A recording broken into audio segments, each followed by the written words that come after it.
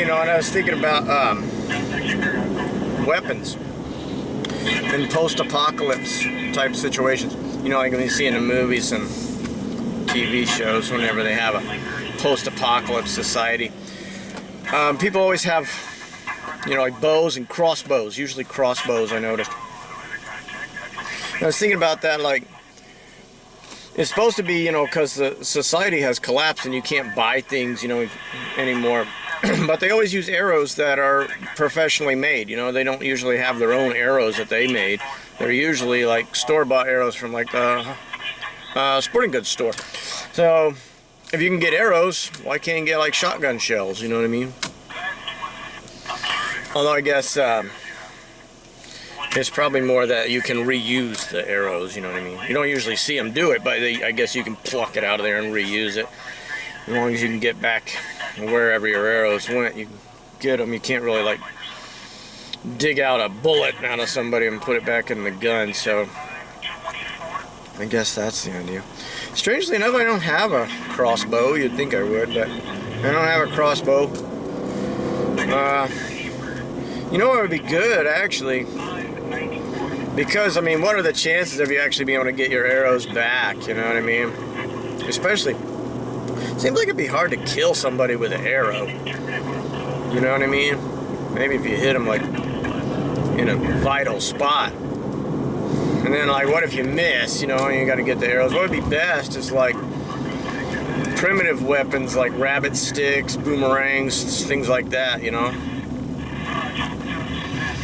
Those atlatls that throw the homemade spears, you know what I mean? That's what you would want, stuff like that you could craft yourself. And remember that little kid on the Road Warrior had that metal boomerang? That's pretty crazy. I know where you would get a metal boomerang. He had like a boomerang made out of steel or something. Lop that dude's fingers off. But yeah, boomerangs, things like that, that's what you want. So yeah, just thinking out loud about that. I was thinking, you know, why you always see them with crossbows. And remember in the Road Warrior 2, they had those badass crossbows that were mounted on their wrists and stuff. Where do you get that stuff, you know? And I guess well, you pretty much have to prepare for it in advance, you know? Because I doubt there was like a little market where you could buy wrist crossbows for canned food or whatever. Although that's not a bad idea.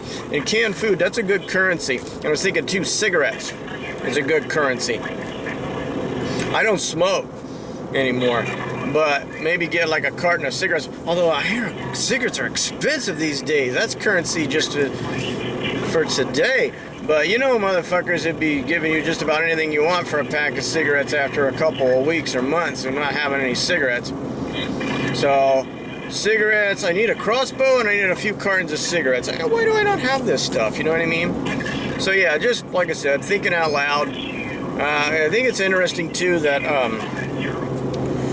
post-apocalypse is a big deal these days. You see in all the movies, TV shows, you know, like it's always stuff about the fall of society. And I think it's because we're instinctively aware that it's happening. It's happening a little bit slower than I always expected it would be.